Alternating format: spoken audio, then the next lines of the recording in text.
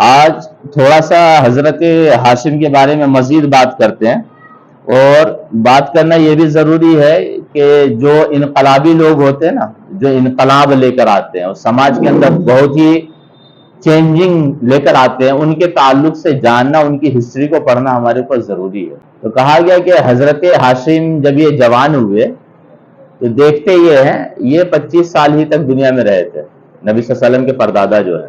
تو جب یہ جوانی کے دہلیز پہ قدم رکھے تو دیکھتے یہ ہیں کہ ان کے یہاں ایک رسم تھی، ایک رواج تھا، وہ یہ احفاد نام کا ایک رواج رائج تھا۔ احفاد اسے کہتے کیا ہے؟ ٹھیک ہے، احفاد نام کی ایک رسم ہے جو مروج تھی، رائج تھی۔ احفاد کا معنی یہ ہے کہ اگر سماج کا کوئی بندہ کنگال اور قلاش ہو گیا تو وہ کرے گا یہ کہ دور صحرا میں جا کے، ریگستانوں میں جا کے، وہ تو پوری عرب کی زمین ہی ریگستانی ہے، تو دور صحرا میں جا کے ایک ٹینٹ لگا لیتا اور وہیں پہ رہتا، بھوکے پیاسے تڑپ تڑپ کے وہیں پہ اس وقت تک رہتا جب تک کہ اس کی موت نہ ہو جاتی۔ پوری فیملی کے ساتھ جاتے تھے۔ تو آپ سوچ لیں کہ یہ رسم کتنی بری رسم تھی کہ ایک انسان کنگال ہو گیا، قلاش ہو گیا، کھانے پینے کے اس کے پاس پیسے نہیں ہے، کھانے پینے کے لیے اس کے پاس پیسے نہیں ہے، گھر چلانے کا کوئی انتظام و انصرام نہیں ہے، تو کرتا یہ ہے کہ ایک ٹینٹ لگاتا دور صحرا میں جا کے اور اسی کے اندر پوری فیملی کے وتھ فیملی گھس جاتا جب تک کہ موت نہ آ جاتی وہیں رہتا۔ اور اس بات سے فکر، یہ رسم دیکھ کر فکر مند کون ہوئے؟ حضرت ہاشم۔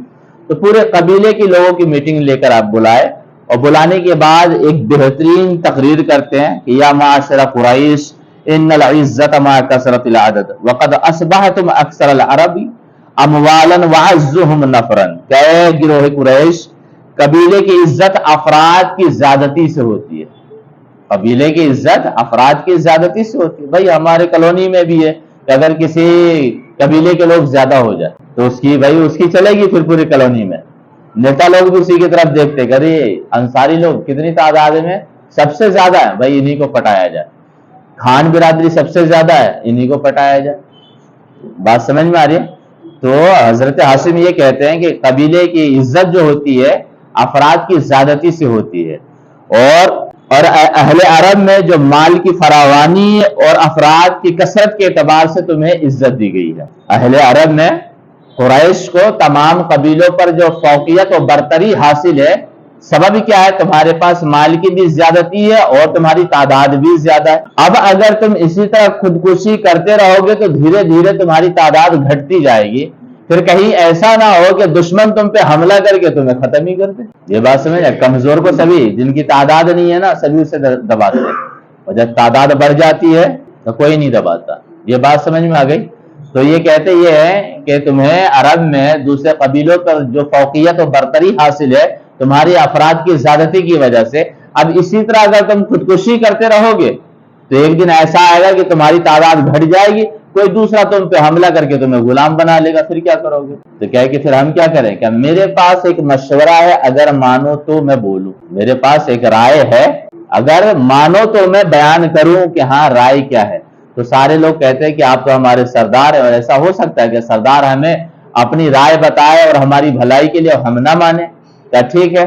تو وہ رائے یہ ہے کہ تم میں سے جو مفلس اور کنگال ہیں ان کو میں دولت مند خاندانوں کے ساتھ ملا دوں، جو مفلس اور کنگال ہے انہیں میں دولت مند خاندانوں کے ساتھ ملا دوں۔ مثال کے طور پہ یہ چاہتے یہ تھے کہ قریش کے اندر نا ایک یہ چلی آ رہی تھی، بزنس کرنے کی عادت تھی، یہ پورے سال میں 2 سفر کیا کرتے تھے، ایک ملک شام کا اور ایک یمن کا۔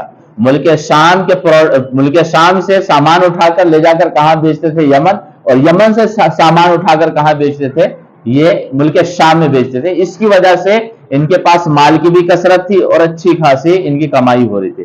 تو بزنس میں جو لوگ بزنس کرتے تھے وہ مالی اعتبار سے مالی میدان میں بہت آگے بڑھ گئے تھے۔ تو یہ کہتے ہیں کہ جو غریب ہے، قلاش سے کنگال ہے، میں ایسا کرتا ہوں انہیں مالداروں کے ساتھ ملا دیتا ہوں، اور وہ کریں گے یہ کہ وہ غریب ہے نا، جب مالدار لوگ تجارتی سفر پہ نکلیں گے تو غریب کو بھی لے کر جائیں گے، تو وہ کیا کریں گے کہ بھائی سے اپنا سامان ڈھوائیں گے، اپنے ساتھ سامان خریدیں گے، اس کی دیکھ بھال کے لیے رکھیں گے، سامان کو بندوانا ہے، اٹھوانا ہے، لدوانا ہے، یہاں سے وہاں پہنچانا ہے، یہ کام ہم دوسرے لوگوں سے نہ کر کے ان لوگوں سے کروائیں گے۔ تو سب کہتے ہیں کہ ہاں یہ بات تو ٹھیک ہے، اور پھر جو منافع ہوگا ہم اس میں انہیں شریک کریں گے۔ اب اس کا نتیجہ یہ ہوا کہ جب یہ لوگ ایسا کرنے لگے یہ سارے لوگ راضی ہو جاتے ہیں اور اس منصوبے پہ اور اس رائے پہ سب کے سب عمل کرتے ہیں، تو کچھ دنوں میں جو غریب تھے وہ بھی مالدار ہو گئے، جو غریب تھے وہ بھی مالدار ہو گئے۔ اس لیے کہ اب مالدار جو کاروباری ہیں، ظاہر سی بات ہے کہ ایک انسان ہی کیا ہے مہینے کے 5 لاکھ روپے کما رہا ہے، آپ اس کے ساتھ لگ گئے، اس کے ساتھ کام کر رہے ہیں، تو وہ 5 لاکھ میں سے اگر پر منتھ آپ کو 25 بھی دے گا تو آپ سوچیں کتنے لاکھ سال کا کما رہے۔ تو جہاں آپ کی 1 روپے آمدنی نہیں تھی، اب مالداروں کے ساتھ رہ کے آمدنی ہونے لگی، اور ان کے پاس کیا ہے، ان کا دماغ خود ڈیولپ کرنے لگا کہ ہاں بزنس ایسا کرنا چاہیے، ایسے ایسے ہمیں پروڈکٹ یہاں سے اٹھانے، سامان اٹھانے، وہاں بیچنا۔ تو اب سب کے سب قریش، غریب ہو یا مالدار، سب کے سب مالدار بن گئے، اور سب کے اندر اللہ تبارک و تعالیٰ یہ ٹیلنٹ دیا کہ سب کے سب بزنس کے میدان میں آگے بڑھ گئے۔ تو آپ سوچیں کس قدر کتنی اہم چیز لے کر آئے تھے، اور یہ چیز آج ہم اپنے سماج کے اندر لاگو کر سکتے ہیں، لیکن ہمارے سماج کے اندر ٹانگ کھچائی کا جو چلا ہے نا، جو رواج چلا ہے ٹانگ کھچائی کا، اسے بیان نہیں کر سکتا۔ ایک بندہ چائے کی دکان کھولا ہے نا، دوسرا اسی کے سامنے کھولے گا، اسی کے بغل میں کھولے گا، اور اس کا مقصد یہ نہیں ہوتا ہے کہ وہ کاروبار کر کے اپنے گھر بار کو چلائے، اس کا مقصد ہوتا ہے کہ میرا چلے یا نہ چلے فلانے کے گاہک کو توڑنا ہے۔ اللہ تبارک و تعالیٰ ہماری نیت کو دیکھ رہا ہے، اگر یہ نیت ہے کہ میری بھی دکان چل جائے تو اللہ تبارک و تعالیٰ برکت دے، لیکن اگر آپ بھائی کو برباد کرنا چاہتے تو آپ کیسے آباد ہو سکتے؟ دوسرے کو برباد کرنے والا خود آباد ہو جائے، ایسا نہیں ہو سکتا۔ مثال کے طور پہ ابھی اسرائیل اور فلسطین کی جنگ چل رہی، اگر یہ سوچے اسرائیل یہ سوچے کہ بالکل میں غزہ کو تباہ و برباد کر کے مسلمانوں کو ہلاک کر کے اس پہ قبضہ جما لوں گا تو میں آباد ہو جاؤں گا، ایسا نہیں۔ آپ دیکھیں نیوز پڑھے تو پتا چلے گا اس کا شیئر بازار خود ہی منہ کے بل گرا پڑا ہے، تو مالی حالت سے وہ بھی پچھڑ ہے۔ 2 ملک جو جنگ کرنے سے ڈرتے، اس کا سبب یہ ہے کہ جب 2 ملک جنگ کرتے ہیں تو ان کی اکنامک بیکار ہو جاتی ہے۔ غزہ تو جانتا ہے کہ ہمارے پاس کوئی اکنامک نہیں ہے، ہمارے پاس صرف جان ہے، سو رب کے حوالے ہے، رب کے حوالے بیت المقدس کے نام پر ان کے پاس تو سب کچھ ہے۔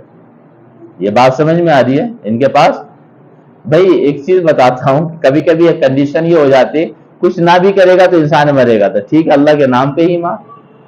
یہ بات سمجھ میں آ رہی ہے؟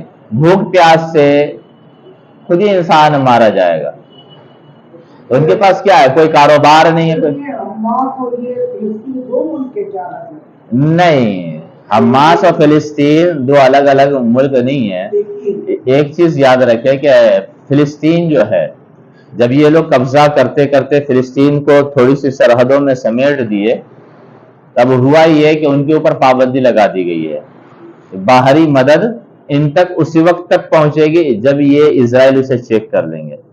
آپ دوائیاں بھیجے تو بھی اسرائیل چیک کرتے ہیں، کھانے پینے کا سامان بھیجے تو بھی چیک کرتے ہیں، ٹھیک ہے، اور ان کے اوپر پابندی ہے کہ یہ آرمی تیار نہیں کر سکتے۔ تو چھپ کے جو آرمی والا کام کرتے ہیں نا، وہ حماس ایک گروہ بن گیا ہے۔ فلسطین کے نوجوان یا لڑاکو جو بھی گئے ہیں، وہ لڑائی کے لیے، ڈیفنس کے لیے، وہ حماس نام سے وہ جانا جاتا ہے۔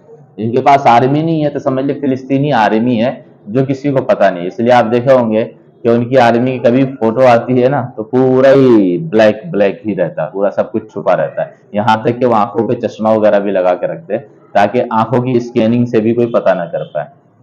یہ بات سمجھ میں آ رہی ہے؟ تو یہ تو فکس ہے کہ جب 2 ملک لڑتے ہیں تو ان کی اکنامک بیکار ہو جاتی ہے، بہت سارا سسٹم ہل جاتا ہے۔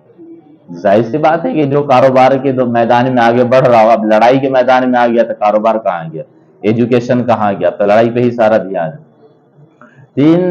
ہمیں اپنی تاریخ سے یہ بات تو سمجھنی چاہیے کہ اگر ہم کسی کو برباد کرنا چاہیں گے اور کسی کے بارے میں برا سوچیں گے تو ایک تو ہمارا ذہن خود برا ہو رہا ہے۔ میں کہتا ہوں دوسرے کے بارے میں نیگیٹو خیال نہ رکھیں، اگر الٹا اور نیگیٹو منفی خیالات رکھتے ہیں تو ہمارا ذہن خود الٹا ہو رہا ہے، پھر ہمارے ذہن کے اندر اچھی باتیں نہیں چلتی۔ مثال کے طور پہ کہا گیا کہ موبائل کی ایک خوبی ہے، آپ ایک مرتبہ واچ ڈال کے سرچ کر لینا تو آپ کے پاس اکثر نوٹیفیکیشن جو ہے نا واچ کے گھڑی کی آئیں گی۔ موبائل ڈال کے سرچ کر لے تو اکثر موبائل جو ہے، گوگل جو ہے نوٹیفیکیشن آپ کے پاس بھیجتا ہے، وہ کس چیز کی بھیجتا ہے؟ وہ موبائل کی ہی بھیجے گا۔ تو اگر ہم گھڑی سرچ کرتے تو گھڑی کی نوٹیفیکیشن موبائل بھیجنے لگتا ہے، موبائل सर्च करते तो मोबाइल की गूगल भेजता है।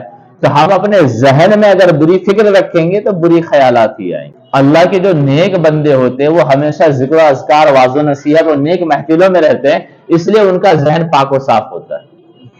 आप देखिए नबी सल्लल्लाहु अलैहि वसल्लम के जहन मुबारक के बारे में क्या कहे हैं कि दुश्मन भी आता कहते जाओ माफ किया। सहाबाई किराम नबी सल्लल्लाहु अलैहि वसल्लम के ज़ेरे तरबियत, नबी सल्लल्लाहु अलैहि वसल्लम की तरबियत में ही रहे तो उनकी भी हालत ये। आप देखिए कि हजरत अली रज़ी अल्लाह ताला अन्हु एक दुश्मन पे काबू पा लेते हैं, उसे लिटा देते हैं, मारने वाले रहते तो वो थूक देता तो उसे छोड़ देते। कह क्यों छोड़ क्यों दिया, तो मार सकता था। कह नहीं तू मुझ पे थूक दिया ना, कह तो और मारना चाहिए ना। कह नहीं अब मैं मारता तो मेरा गुस्सा आ जाता, और मैं जो जंग करता हूं अल्लाह की रजा के लिए करता हूं, अपने गुस्से की वजह से नहीं करता, बल्कि अल्लाह के, किसी को बचाता भी हूं तो अल्लाह की रजा के लिए, किसी को मारता भी हूं तो अल्लाह की रजा के लिए। तो आप सोचिए कि जहन कितना पाक और साफ है उनका। तो उसका सबब यह है कि वो हमेशा अच्छी चीज सोचे हैं, अच्छी चीज बोले हैं और अच्छे काम किए हैं।